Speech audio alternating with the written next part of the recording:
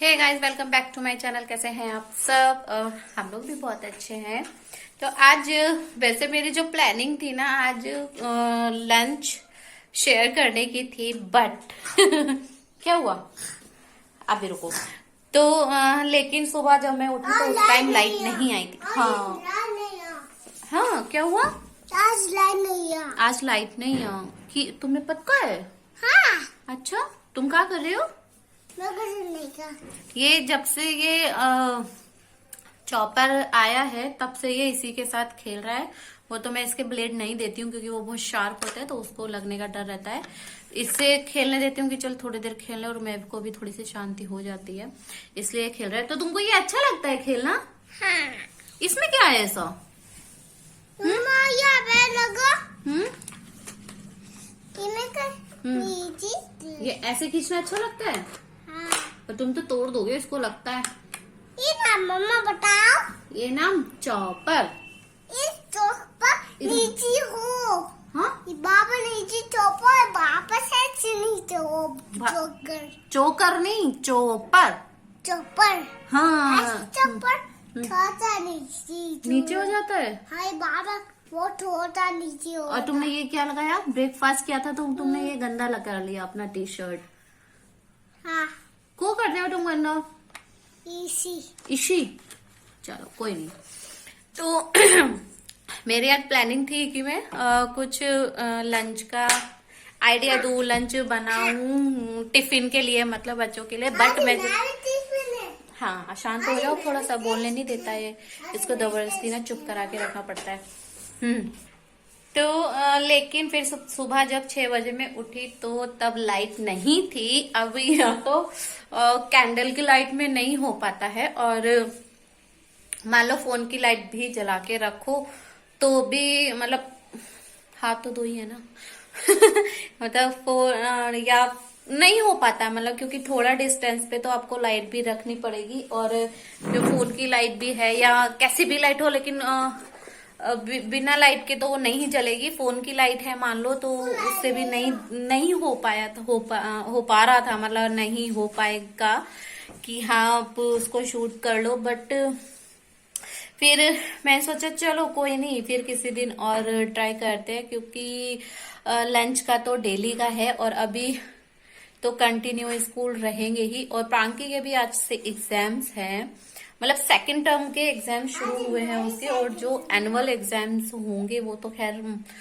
सबके फरवरी और मार्च में होते ही हैं, तो प्रांकी के मार्च में है। बड़ा मन था मेरा कि मैं आज उसको अलग से दे रही हूँ तो आप लोगों से भी शेयर करूं, बट नहीं हो पाया, उसके लिए सॉरी। मैं नेक्स्ट टाइम कोशिश करूंगी कि हाँ मतलब जल्दी ही ट्राई किया जाए। क्या कर रहे हो तुम? अभी कैसे कर रहे थे क्रियांश? एक बार और करना। ऐसे कौन करता है ऐसे क्रियांश? जॉर्ज। हाँ, जॉर्ज कहाँ पे? देख, कौन सा कार्टून है जॉर्ज? नाम है जॉर्ज। अच्छा, पेपा पिग जो नाम है वो नाम है जॉर्ज। उसका छोटा भाई है ना जॉर्ज? हाँ, अच्छा, तुमको बहुत पसंद लगता है? हम वो पास है मिस्टर डायनासोर। Mister dinosaur. हाँ, अच्छा, ये बात है। और मैं आज शेयर कर रही थी आप लोगों से कि मतलब बच्चों की जो एग्जाम की प्रिपरेशन होती है वो कैसे कराते हैं, तो किस तरीके से मैं तैयारी कराती हूँ, मतलब मेरा पैटर्न कैसा है कि मैं प्रांकी की जो एग्जाम्स की तैयारी है वो मैं किस तरीके से कराती हूँ। और मतलब मेरी जो मैं सोचती हूँ कि हाँ वो ये ठीक है, क्योंकि तो उसके लिए मैं क्या करती हूँ कि वैसे तो जैसे स्कूल में काफी उसका मतलब टेस्ट वेस्ट होते रहते हैं, तो साथ के साथ तैयारी भी होती रहती है। जो भी सिलेबस होता है ना उसका टेस्ट लेते रहते हैं, तो अच्छी खासी तैयारी हो जाती है। लेकिन जो घर पे भी कराना जरूरी है, तो उसके लिए मैं क्या करती हूँ कि पहले जैसे आज से एग्जाम्स शुरू हैं, तो मैंने जितने उसके जो भी एग्जाम्स है ना, तो उनको मैं जो भी सिलेबस आएगा, मतलब जैसे कि ये जो एग्जाम्स है उसमें एक एक यूनिट आनी है, सब में एक में 2 यूनिट आएगी, तो मैं जो भी सिलेबस है उसको ना लिख के रख लेती हूँ नोटबुक में, हिंदी का हिंदी में, इंग्लिश का इंग्लिश में।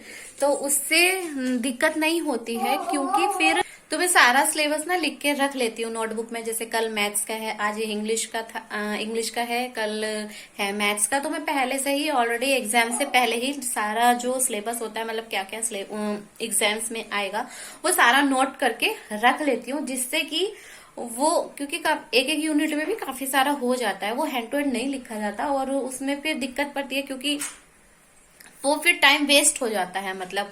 और पहले से ही लिख के रख लोगे तो ये होगा कि उसमें अब बच्चा है तो आप एक एक चीज टॉपिक लिख के दोगे तो वो भी मतलब पूरा दिन ही बिजी रहेगा और हम खुद भी रहेंगे। तो इसलिए मैं पहले से ही लिख के रख लेती हूँ, जिससे कि बच्चा भी थोड़ा बहुत खेल ले, क्योंकि पूरा दिन तो वो पढ़ेगा नहीं, जाहिर सी बात है। और हम भी पूरा दिन मतलब कंटिन्यू नहीं बैठ पाते, क्योंकि और भी काम रहता है, तो इसलिए वो टाइम बच जाता है। लिख के रख लो तो फिर बाद में सारा उससे करवा, मतलब फिर बाद में बच्चे से लिखवाओ या जो, क्योंकि फिल इन द ब्लैंक्स हो गया और क्वेश्चन आंसर तो कम ही है, फिल इन द ब्लैंक्स है और कुछ मतलब बिफोर आफ्टर होता है, जैसे मैथ्स में ये है, और मैचिंग है ये, और वर्ड्स की फिलअप है, मतलब जो स्पेलिंग फिलअप्स होती है वो सब है, ये चीज रहती है। तो मैं पहले से लिख के रखती हूँ तो वो आसानी पड़ती है, वो एक साथ हो भी जाता है और बच्चे को भी खेलने का भी टाइम मिल जाता है, क्योंकि वो लगातार कंटिन्यू तो बैठने से रहे। तो अगर आप एक एक मान लो एक फिल इन द ब्लैंक्स आपने लिख के दिया, वो उसने कर लिया, तो वो 2 घंटे का है ही कि हाँ 2 घंटे के लिए बिजी हो जाएगा और आप भी वहीं पे बैठे ही रहोगे, तो उससे वो टाइमिंग बच जाता है। एक बार करवा के देखो बच्चे से, और फिर उसके बाद जो मतलब गलत किया है फिर उसको दोबारा से मतलब लिख लो किसी नोटबुक पे, फिर उससे दोबारा से करा के देखो, तो वो चीज से वो टाइमिंग बच जाता है बच्चे का भी और अपना भी।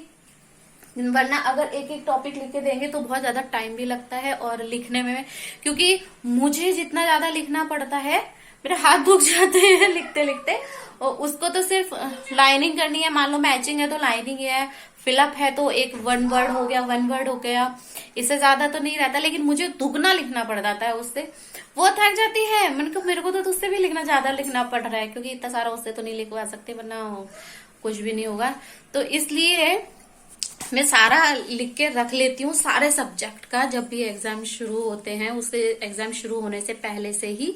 और फिर उसको जिस दिन एग्जाम्स है वो उससे एक एक दिन पहले वो लिखवा के देख लिया। और वैसे तो डेली का थोड़ा थोड़ा मैं करवाती रहती हूँ, वो तो अलग हो गया, लेकिन ये मैं सिर्फ स्पेशली एग्जाम्स के लिए ही बता रही हूँ, मैं शेयर कर रही हूँ आप लोगों से। तो सारा होमवर्क मतलब सारा सिलेबस लिखा कि क्या क्या आना है नोटबुक में, और फिर उसके बाद उस प्रांकी से मैं करवा के देखती हूँ। फिर बाद में जो दोबारा से लिखना होता है सिर्फ वही चीज लिखती हूँ कि जो उसने गलत किया है, बाकी का सही किया। कुछ जो पॉइंट होते हैं ऐसे कि हाँ कोई फिल इन द ब्लैंक्स गलत कर दिया या मैचिंग गलत कर दिया, तो वो फिर से मैं दोबारा से उससे तब लिखवा के देखती हूँ। तो फिर सारा दोबारा 2-2 बार लिखने की जरूरत नहीं पड़ती है, सिर्फ वही लिखो जो उसने गलत किया। तो उससे आपका भी टाइम सेव हो गया और बच्चे का भी हो गया, उसको भी थोड़ा बहुत खेलना मिल जाएगा, क्योंकि कंटिन्यू नहीं बैठते हैं बच्चे। तो और 2 घंटे का काम आपका 1 घंटे में निपट जाएगा, एकदम से डेफिनेटली हो जाएगा। क्योंकि मैं ऐसे ही करती हूँ कि सारा होमवर्क उसका लिख के रख लिया कि जो जो एग्जाम्स में आना है, उसके बाद उससे एक बार करवा के देख लिया कि जो जो भी है फिल इन द ब्लैंक्स है या जो भी है, मतलब XYZ, वो सब करवा के देखा। और उसके बाद जो उसने उसमें मिस्टेक की है फिर सिर्फ वही चीज दोबारा से लिखना है, लिख के रख लेती हूँ कि थोड़ी देर चल खेले, उसके बाद थोड़ी देर ये वाला होमवर्क कर लेना है। तो उससे उसका भी रिवीजन हो जाता है और अपने को भी टाइम मिल जाता है और उसको भी खेलने वेलने का टाइम मिल जाता है, वरना पूरा दिन वो उसी में हो जाएगा। क्योंकि आधा दिन तो स्कूल में हो जाता है, फिर आके खाना पीना खाती है, तो बच्चे तो है छोटा सा, फर्स्ट क्लास में ही तो है, तो उसको मन तो होता ही है कि हाँ थोड़ा सा खेले, थोड़ा सा फ्री हो जाए। तो इसलिए ये ट्रिक मैंने मतलब फर्स्ट क्लास में जब से आई है मैं यही ट्रिक अपनाती हूँ, जो कि मुझे बेस्ट लगती है। शायद कुछ लोग करते होंगे, आप लोग भी ऐसे ही, क्योंकि दिक्कत। तो इस तरीके से मैंने जैसे मैथ्स का सिलेबस ये लिखा हुआ है कि जितना भी उसको आएगा ना, ये सब फर्स्ट क्लास का ही है। तो इसमें मुझे ज्यादा दिक्कत नहीं पड़ेगी क्योंकि मैं बाद में उससे वही करवा के देखूंगी जो इसमें मिस्टेक करेगी। तो ये मैथ्स का है जो कि मैंने पहले से ही लिख के रखा हुआ है। और ये थोड़ा सा कंप्यूटर का है, उसमें भी सिर्फ टिक है और ऑप्शनल है, टिक है, मैचिंग है, यही सब है, ज्यादा कुछ नहीं है उसमें भी।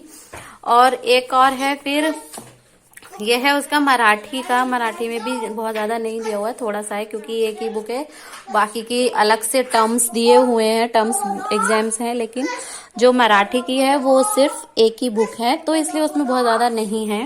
क्योंकि लिखने में बहुत ज्यादा टाइम वेस्ट हो जाता है, तो इसलिए मैंने सोचा चलो मैं पहले ही लिख के रखने वाला जो आइडिया है ना वो बहुत ज्यादा ठीक है, इसलिए मैं यही ट्रिक अपनाती हूँ। आई होप कि आपको ये वीडियो अच्छी लगी हो, और यही मेरा जो ब्लॉग है आज का एंड करती हूँ। तब तक के लिए बाय, और मिलते हैं फिर नेक्स्ट ब्लॉग में। और मेरे चैनल को लाइक सब्सक्राइब करना मत भूलिएगा, please subscribe my channel, and तब तक के लिए बाय।